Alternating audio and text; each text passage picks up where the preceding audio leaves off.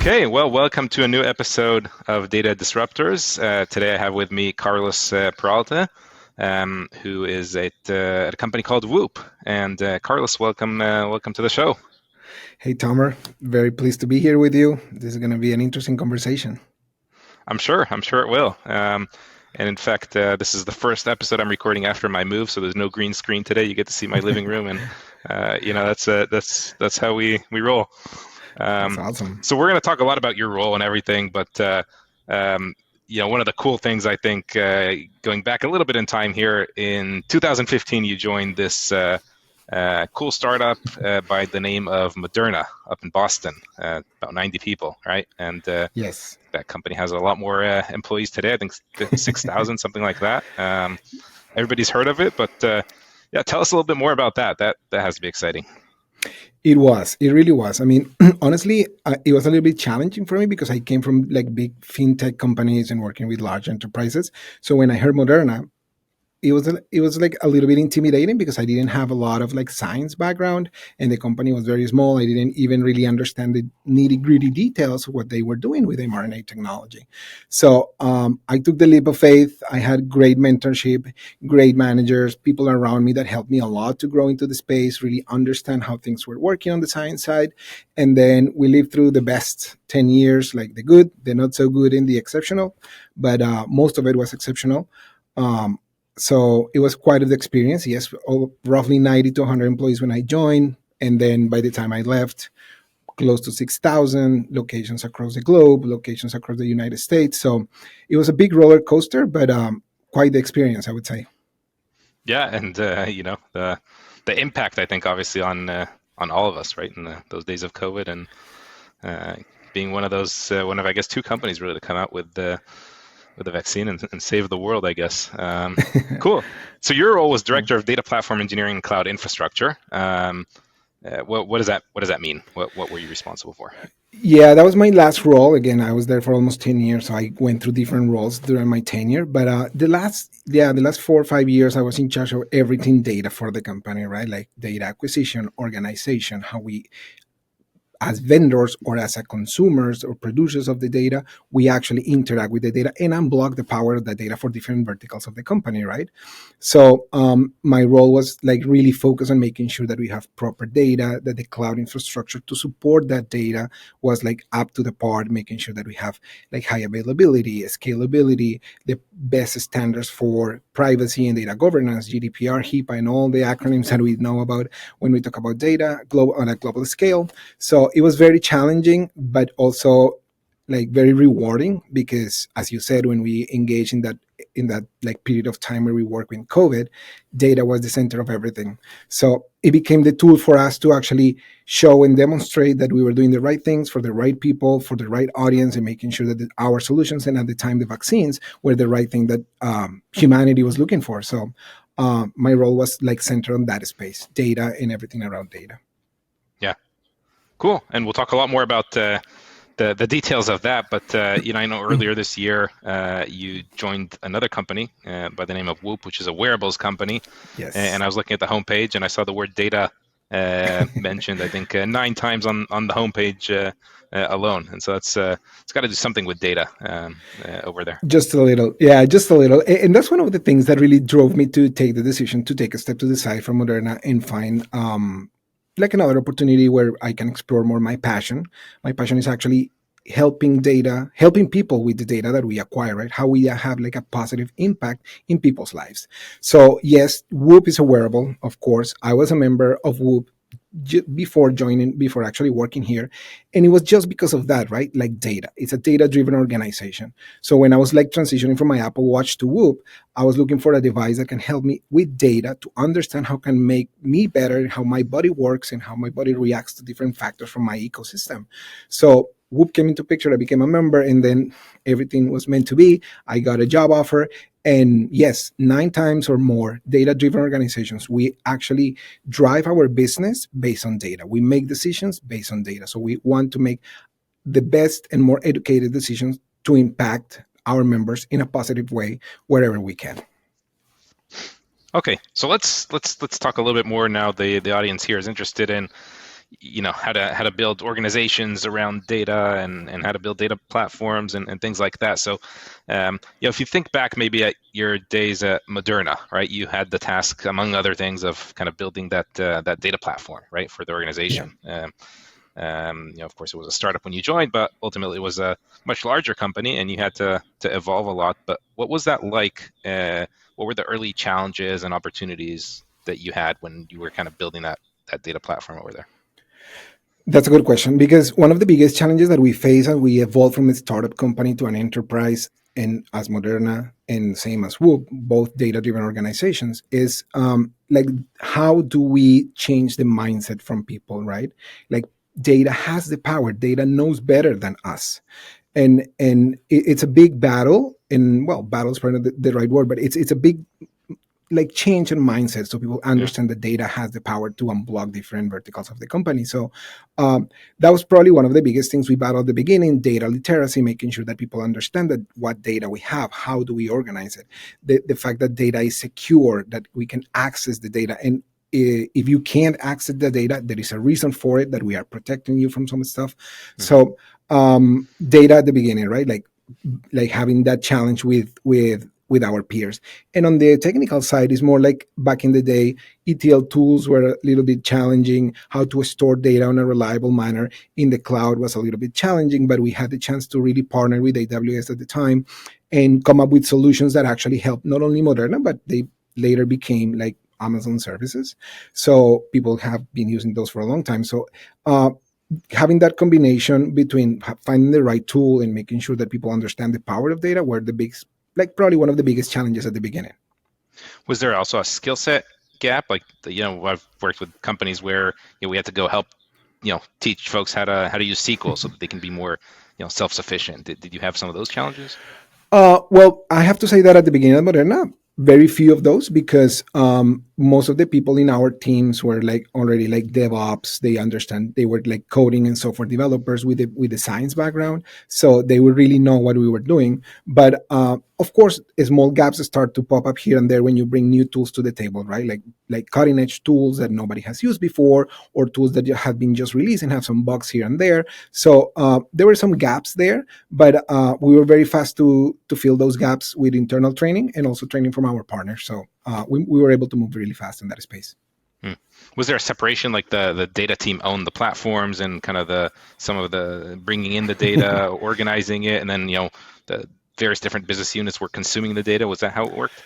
No, not in the beginning, because startup companies, we don't have budget for Yeah. everything. We can't have different teams or everything. So we were like wearing many hats during the day. So our teams Hmm. we're doing everything, right? Like DevOps, making sure that everything lands correctly. Then we were doing data quality, making sure that the data was accurate and actually reliable. And then we were the ones building the ETLs or visualizations, stuff like that. So at the beginning, it was very challenging, in a sense, in a good sense, because it really helped us to really get to the details of how the data was like landing in our ecosystem. But then as the company grew, we were able to um, like pass those responsibilities to different teams and hire maybe more specialized talent on different areas of the data ecosystem. So once the company grew, obviously with going from 100 people to 6,000, that it's got to be an evolution there also in terms of the platform and who's using the platform and the responsibilities of different folks. What did that look like? How did that change? Yeah, that changed a lot, because I think that when you are working on a startup, at the beginning, everything is like centralized. Like, that you have a team that own everything, because you don't have the bandwidth in budget or time to hire people across the organization. So a central team owns the data platform and how the data lands in your ecosystem. And then as time grows, that team cannot be the only one responsible for that, because then the team becomes the bottleneck. So you jump into a scenario where you start to federate some of those responsibilities. So we kept growing. So we started federating different stuff. So different teams across the company were having embedded, let's say, analysts, or Hmm. visualization experts, data experts, because at the end, the company grew so much that the different types of data sets were like very diverse. So it is very impossible for a team to be expert in all those topics. So we still hold on the data engineering team everything about the data organization, policies, security, governance, and whatnot. But we were like partnering now with more and more with different stakeholders within the company that know their data better, what to expect, how to use it, how to land it. So it became like more of a cross-functional effort. Hmm. Interesting. So you had some responsibilities that stayed with kind of the data engineering team, the centralized team, and then others that became more the responsibility of folks that understand the data better in the different business units. Correct. Yeah, the experts of the data. So we were data stewards, and we were like, enforcers of policies, and we were like trying everybody to stick to the rules of the game and whatnot. But at the end, let's say if you are in the commercial division, you know your data better than us, right? Yeah. So you know how to utilize your data better. So we will give you all the tools.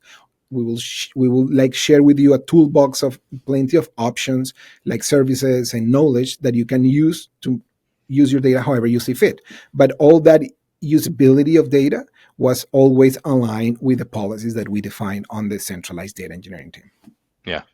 What are some of the cool use cases maybe you can share of data within Moderna, stuff that's not sensitive? Yes, yes. Well, there were a lot. Like, of course, like they use data for everything that has to be related with the vaccines. That is our platform. Their platform is really large on the terms of like how many vaccines are on the pipeline. This is public on their website. You can actually see how many are coming their way, and all of this is data driven. AI, of course, partnership with OpenAI is also public. How do we use the data to create our own LLM like chatbot internally to answer questions and make people more efficient?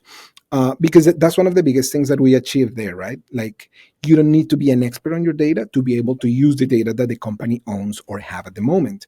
Yes, we have data experts, as we said before, but the beauty of our use cases was that everybody was able to use data in their daily jobs. That's the win, right? Like, make educated decisions with the data that the company owns, allowing you to really focus on what you do best. And not everybody is their best at doing ETLs, right, or writing SQL code. So that's how we like face those use cases internally. Yeah, no, that makes sense. Cool. So Yep. then, now you move to Whoop, right? And things Yep. are different. I know you in your responsibilities now own something called MLOps. Yeah. What is that about, and what are some of the differences in terms of like how data gets used at Whoop? Yeah, that's a new space. So being in charge of the MLOps teams for like a data-driven organization like Whoop means like leading the efforts to bridge the gap between the data science, maybe the machine learning model development, and the production, like, let's say, deployment. So leading that team on that space, my role is to really ensure that the machine learning models move seamlessly through development into production, right? With focus on scalability, reliability, and efficiency. That's basically what MLOps does in a nutshell. But we also like to oversee the end-to-end life cycle of machine learning models, right? Like, from the experimentation, the model training, how do you deploy that? How do you monitor that the model is performing as expected? And how do you maintain that model? So all of that is under the purview of the MLOps teams. So we're really focused on like automating pipelines, managing infrastructure, ensuring, of course, proper governance of the data. And then one of the biggest things that we feel proud about is that we are promoting a lot of collaboration between data scientists, software engineering, and IT teams. That's what the MLOps team lives between those two teams. So, like, ultimately, the goal for the MLOps team is really to empower the organization to harness machine learning insights in real time, hopefully, and ensuring that data-driven decisions are supported by models that are on a continuous improvement cycle. Hmm. So I think that that's very crucial to have like a And this is also competitive part of the edge. product, right? It's not just for internal use, but like the product is telling me Exactly. how to Exactly. improve my Everything that we sleep do. or whatever. Yes. Yes. All those models, all those algorithms are the things that we support data scientists with. Same thing, the AI coach that we have on the app. Like, all of that are things that are coming through the MLOps. Cool. So there's AI going on here with what did you say? An AI coach. Yes, we have an AI coach on the app. It's a constant evolution. It's just basically Whoop itself is a 24/7 coach, right? It Yeah. helps you to achieve your goals, whatever they are. You can be a super athlete, or you can be a stay-home dad, or normal people like me just work out every now and then. but you have your own goals. So Whoop will help you achieve those goals, whatever they are. And the coach is there in the app to help you understand your data better. Yeah. Cool. So you, yeah, I saw some blog posts you wrote on this CDO magazine. I just Yes. found it on doing a little bit of Google, Google searching.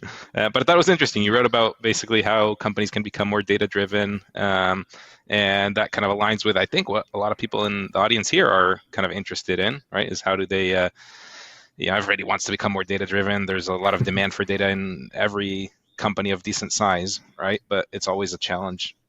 How do you do that, right? How do you, Mm. especially now, you have to make sure that things are secure and governed, and you don't get yourself into a lot of trouble as well. And so you've now had experience at a couple different companies, very different companies as well. And so I'm curious, kind of just digging into that a little bit. You know, can you talk a little bit about kind of how you've achieved kind of alignment within the organization, how you've kind of enabled data-driven culture within these companies, things like that?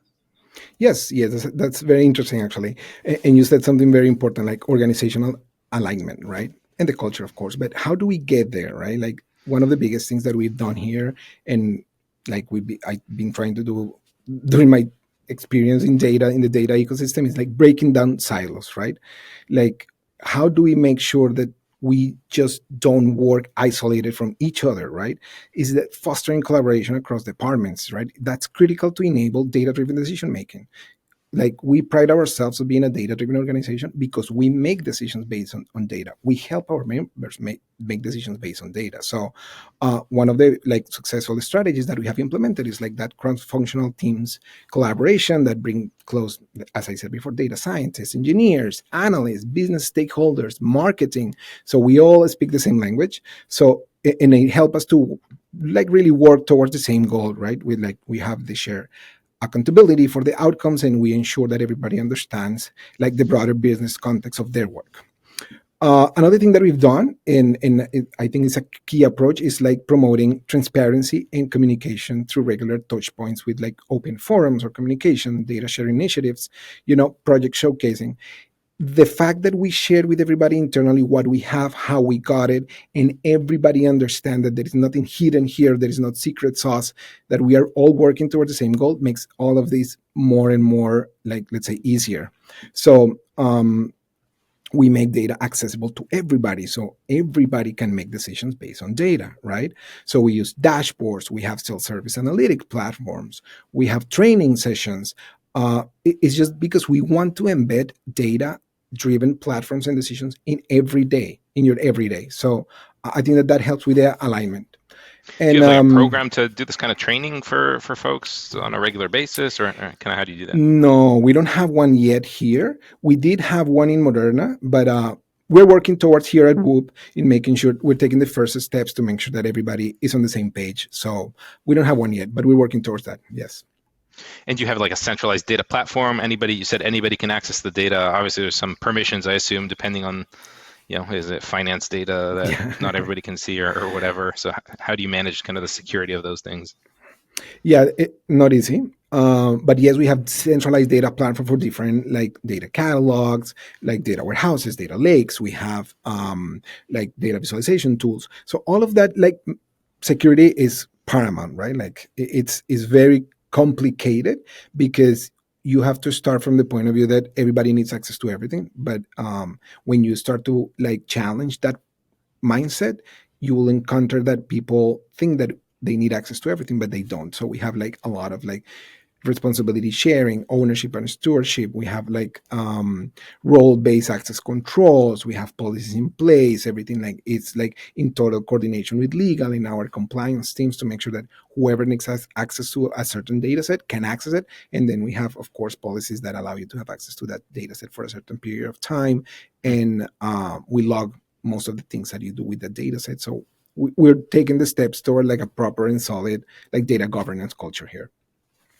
Yeah, I mean, with all these data breaches that you hear about every week, that's got to be a priority, right? Like making sure people are accessing only things they're supposed to be accessing and not accessing other things, right? Making sure the access control is set up properly, all that.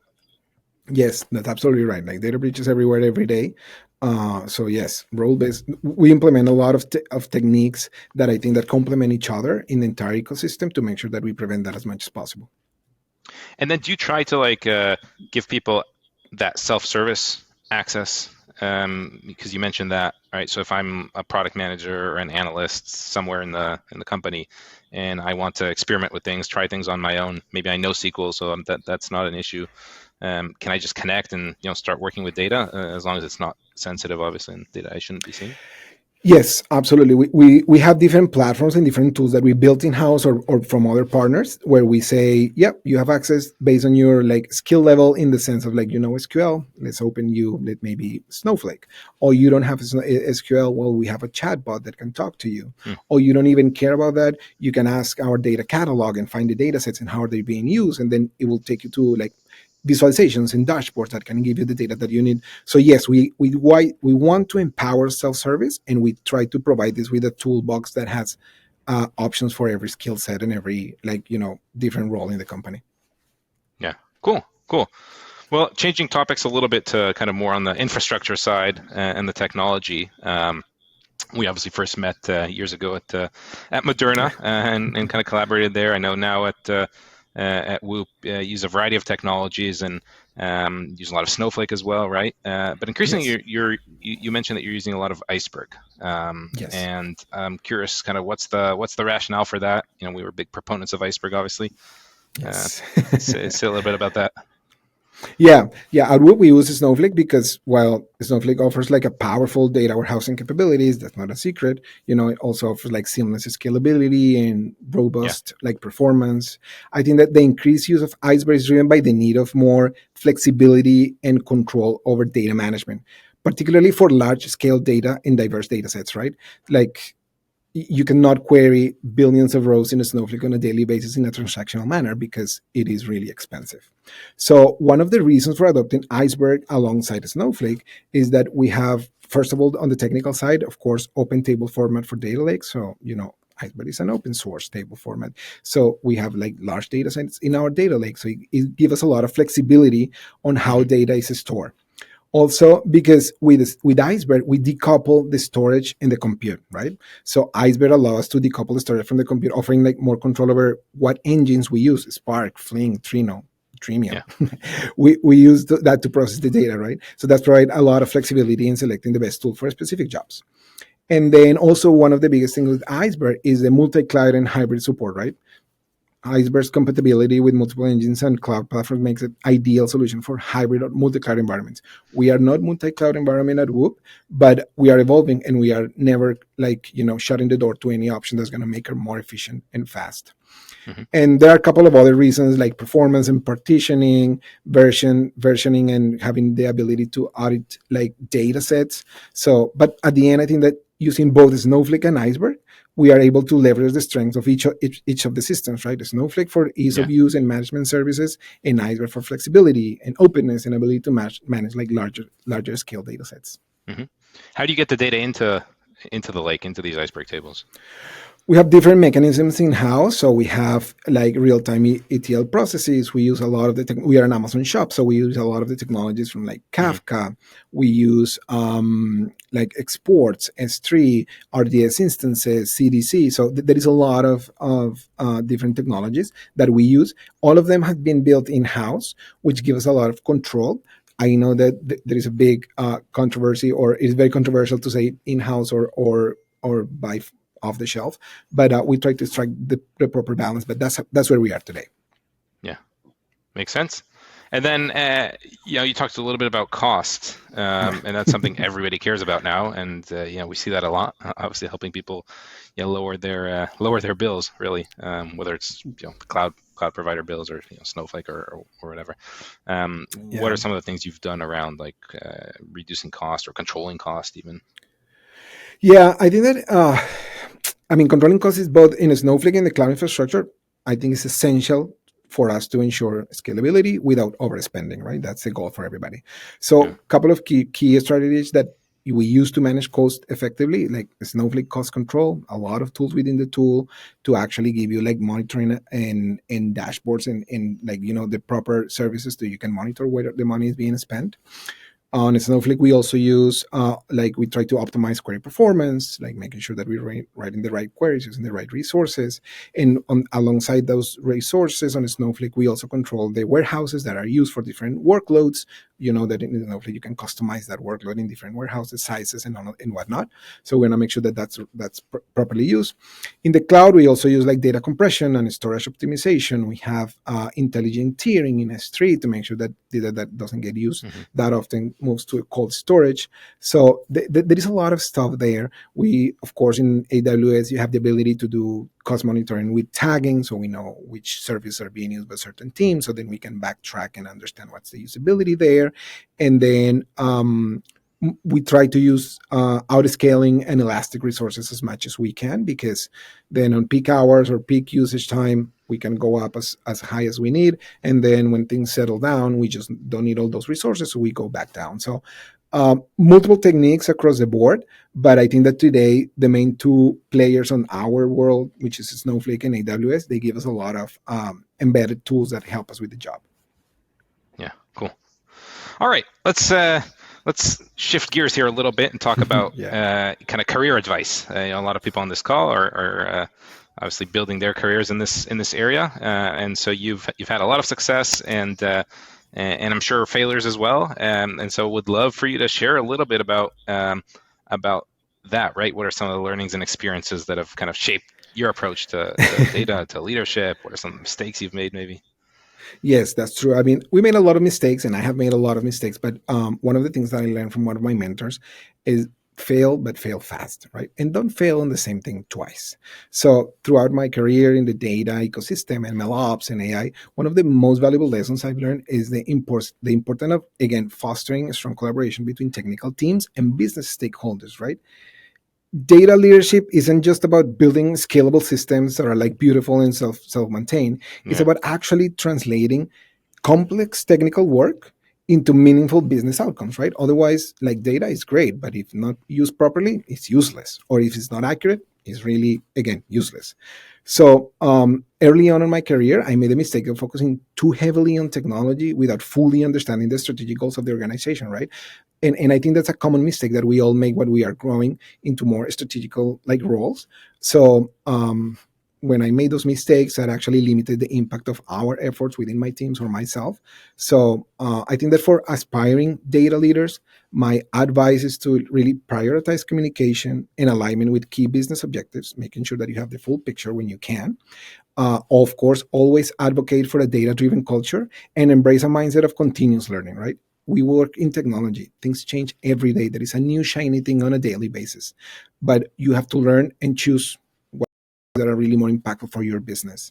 So I think that with those couple of advice, I think that this approach will not only help you as an aspiring leader who's listening to us today to deliver results, but also elevate the role of a data across the company, right? Companies are realizing that data has the power today.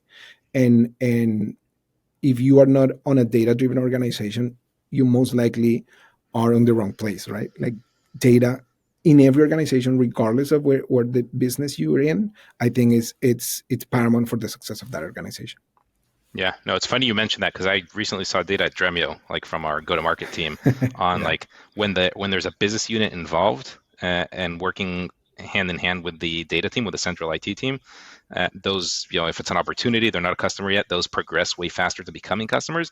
And also once they are customers, when you have that partnership, they just, the amount of data consumption grows much faster, right? They Absolutely. they get things done much faster. There's good use cases, more and more people want to join the platform because they built some success stories. So exactly what you're saying, like literally we see this in the data across hundreds of companies that we work with. It's actually amazing to see, right? It's not That's absolutely right. the central team building something and then now looking for somebody who will use it or convincing other folks to use it. It's actually kind of from the beginning designed to serve business use cases and business needs. Yes, that makes a lot of sense. Yeah, cool. Cool. Well, let's just wrap up here with one final thing. We have folks here maybe that are thinking about building technology, building new products, starting companies. Tell us maybe about some challenges that you have that maybe folks can help solve. Oh, we can talk about this for hours.